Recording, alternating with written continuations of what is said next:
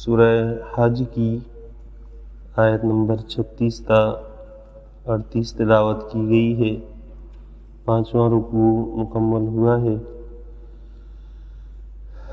گزشتہ درس میں قربانی کا بیان شروع ہوا تھا اور ایمان والوں کی 4 صفات کا ذکر تھا۔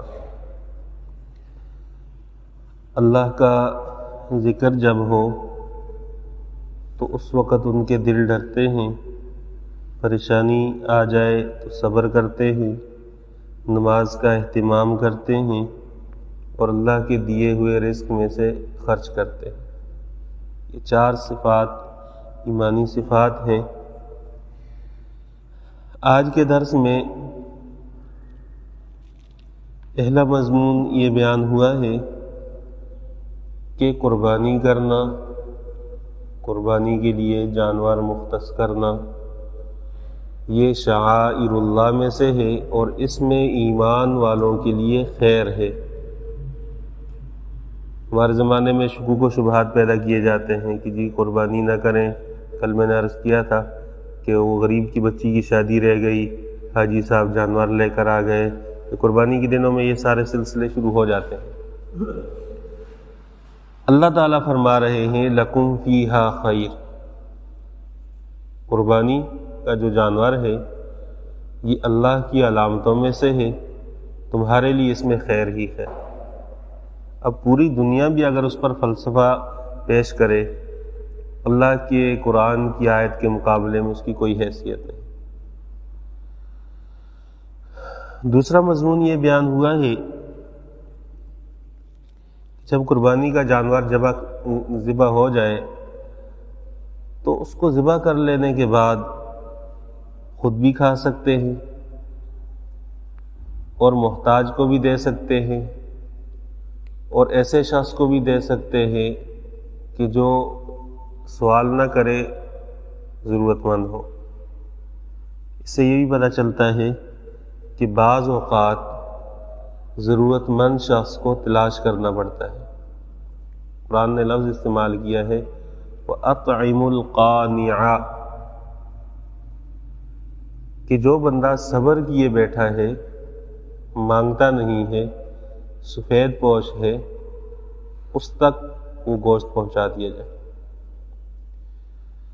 تیسرا مضمون یہ بیان ہوا ہے کہ اللہ کے ہاں گوشت کی، خون کی کوئی وقت نہیں ہے اگر دل میں تقوی نہ ہو تو۔ اللہ یہ دیکھتا ہے کہ قربانی کس نیت سے کی گئی، میرے لیے کی گئی ہے یا مخلوق کے لیے کی گئی ہے، اس بنیاد پر اللہ تعالیٰ کی طرف سے اجر و ثواب کا سلسلہ ہوتا ہے۔ اور آخری مضمون تیسری آیت میں یہ بیان ہوا ہے کہ اللہ تعالیٰ کا یہ وعدہ ہے کہ کافروں کو مسلمانوں سے ہٹائے گا، مسلمانوں کو اللہ کی طرف سے عروج ملے گا۔ البتہ اتنی بات ہے کہ دغاباز آدمی، ناشکرا، یہ اللہ کو پسند نہیں ہے۔ تو ایمان والوں کی ناشکری، ایمان والوں کی دغابازی، یہ ان کو مغلوب کر دے گی۔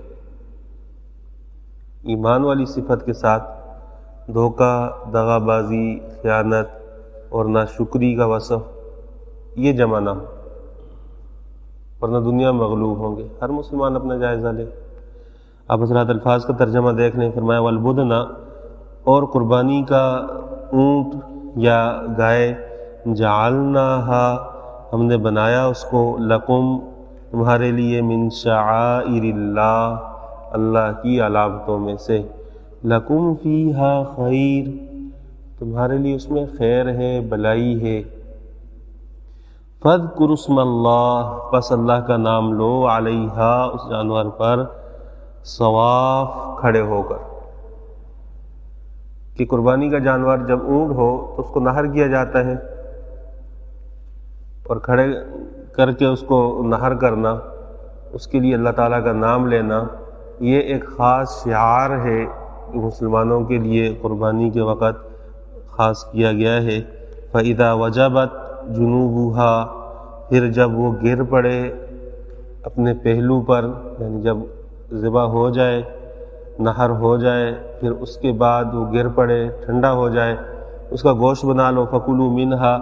قرآن کریم چونکہ تفصیل تو بیان کرتا نہیں ہے، منتخب مضامین کو بیان کرتے ہوئے جاتا ہے کہ جانور جب ذبح ہو گیا، اللہ کا نام لے لیا، اور اس کے بعد اس کا گوشت بنانا ہے، اس میں جو مکروہ چیزیں ہیں ان کا ذکر احادیث میں مل جاتا ہے۔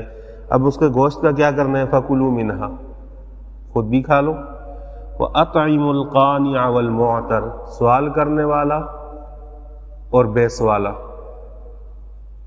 بعض لوگ ایسے ہوتے ہیں، ضرورت مند ہوتے ہیں، اپنی ضرورت بیان کر دیتے ہیں۔ بعض لوگ خوددار ہوتے ہیں، وہ ضرورت بیان نہیں کرتے، ان کو بغیر بیان کیے پہنچانا، یہ اللہ تعالیٰ نے جو رزق دیا ہے اس کا ایک حق ہے۔ عبداللہ ابن عمر رضی اللہ تعالیٰ عنہما نے فرمایا، ان فی المال حقا سوى الزکوٰۃ، زکوٰۃ کے علاوہ بھی مال میں اللہ کی طرف سے کچھ حقوق ہوتے ہیں، ان کی بھی ادائیگی کا اہتمام ہو۔ فرمایا کذالک سخرناھا لکم، ہم نے اسی طرح ان کو مسخر کیا تمہارے لیے، لعلکم تشکرون، تاکہ تم شکر گزار بنو۔ یہ جو جانور ہیں، اگر غور کرے انسان، صرف بیل بدک جائے، انسان کے بس میں ہے اس کو قابو کرے؟ یہ تو اللہ نے ان کا ایک ذہن ایسا بنا لیا ہے کہ رسی ڈالیں گے اب ہلنا نہیں، بے بس ہو جاتے، ورنہ بگڑ جائے تو ایک بیل 10 آدمیوں کو مار دے۔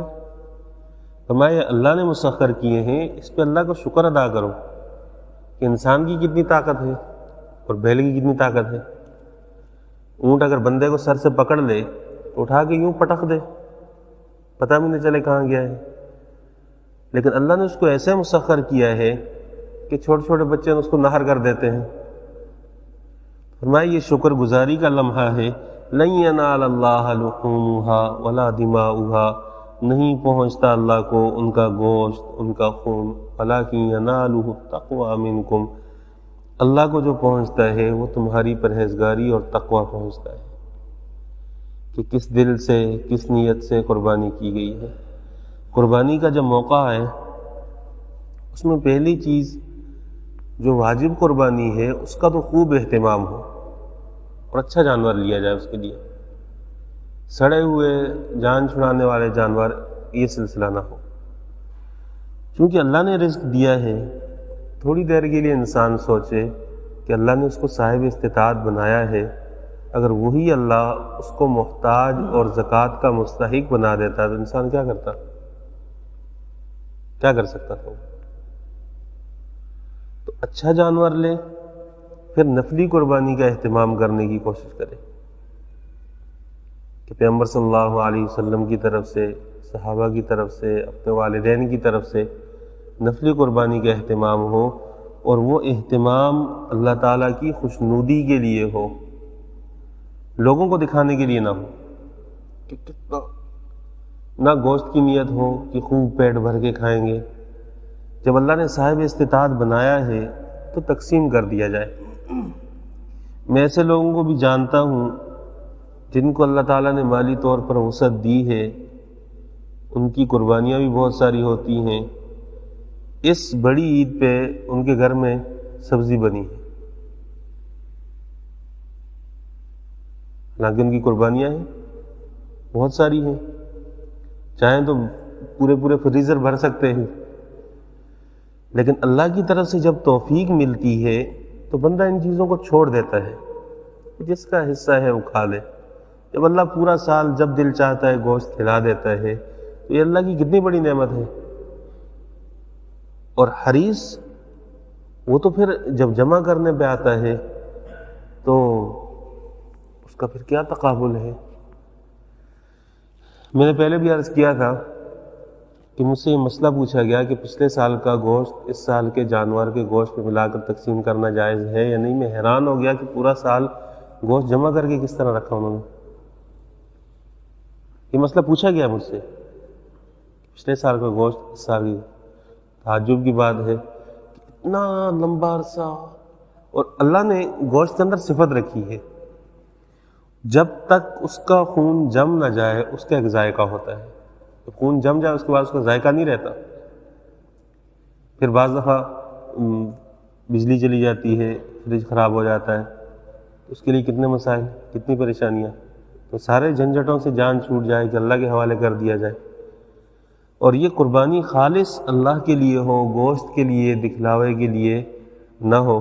فرمایا کذالک سخرھا لکم، اللہ نے ان کو تمہارے لیے مسخر کیا ہے، لتکبروا اللہ علی ما ھداکم، تاکہ اللہ کی بڑائی بیان کرو اس بات پر کہ اللہ نے تمہیں ہدایت دی، اللہ نے توفیق دی پھر قربانی کی. ورنہ اگر شکوک و شبہات کی وجہ سے، بہت سارے لوگ ایسے بھی ہیں جو شکوک و شبہات میں پڑ جاتے ہیں، قربانی نہیں کرتے. ان کو سبق پڑھا دیا جاتا ہے، دیکھو بھائی 15,000 کا 20,000 کا جانور لوگے، اس سے اچھا ہے کسی غریب کو دے دو، اس کا بھلا ہو جائے گا. اس کے ذہن میں یہ بات آ جاتی ہے، وہ قربانی نہیں کرتا، صدقہ کر دیتا ہے. تو ہدایت کا ملنا اللہ کی توفیق پر، اللہ کی طرف سے جو توفیق ملتی ہے اس پر مبنی ہے. تو اللہ کی بڑائی بیان کرو کہ اللہ نے تمہیں ہدایت دی ہے. وبشر المحسنین، فرمایا نیکوکاروں کو آپ خوشخبری سنا دیں جو اخلاص والے لوگ ہیں. ان اللہ یدافع عن الذین آمنوا، اللہ تعالیٰ ہٹائے گا کافروں کو ایمان والوں سے، ان پر غالب نہیں آنے دے گا.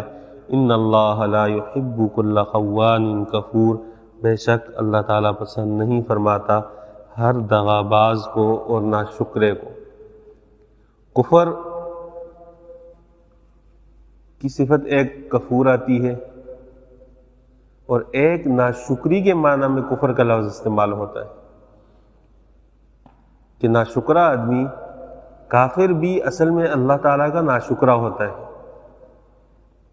اللہ نے اس کو اتنی عقل سوجھ بوجھ دی ہے، اس کے باوجود وہ اس راستے کو اختیار کرتا ہے. تو فرمایا ناشکرا آدمی اللہ کا محبوب نہیں بن سکتا، دغا باز آدمی.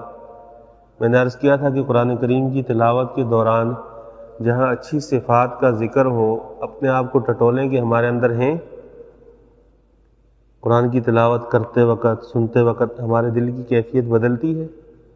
ہم نمازوں کا اہتمام کرتے ہیں، پریشانی پہ صبر کرتے ہیں، اللہ کے دیے ہوئے مال میں سے خرچ کرتے ہیں. اگر ہاں تو اللہ کا شکر ہے، اگر نہیں تو یہ صفات پیدا کرنے کے لیے قرآن نازل ہوا ہے. اسی طرح وہ صفات جن کو صفات مذمومہ کہا جاتا ہے، دغا بازی کرنا، دھوکہ دینا، کہ ہم جن لوگوں کے ساتھ رہتے ہیں، جو ہمارے تعلق والے ہیں، رشتہ دار ہیں، دوست احباب ہیں، ہم ان کے ساتھ ایمانداری سے چل رہے ہیں، ان کو دھوکہ تو نہیں دے رہے، دغا بازی والا سلسلہ تو نہیں ہے. ہم ناشکری تو نہیں کر رہے. جن لوگوں کے احسانات ہیں، انسان جس مرتبے میں پہنچتا ہے اس تک پہنچتے ہوئے اس پر بہت سارے لوگوں کے احسانات ہوتے ہیں، تو ہم ان کی ناشکری تو نہیں کر رہے. حدیث میں ہے من لم یشکر الناس لم یشکر اللہ، جو لوگوں کا شکر گزار نہ ہو وہ اللہ کا شکر گزار نہیں ہوتا. تو لوگوں کے احسانات کو یاد رکھا جائے. ایمان والوں کو تو یہ کہا گیا نیکی کرو بھول جاؤ، لیکن جس کے ساتھ نیکی کی گئی ہے وہ نیکی کرنے والوں کو یاد رکھے، ناشکری نہ کرے، نہ اللہ کی نہ مخلوق کی. یہ صفت اللہ کو پسند نہیں ہے. اللہ تعالیٰ سے دعا ہے قرآن تعلیمات پر عمل کرنے کی توفیق عطا فرمائے. الحمدللہ.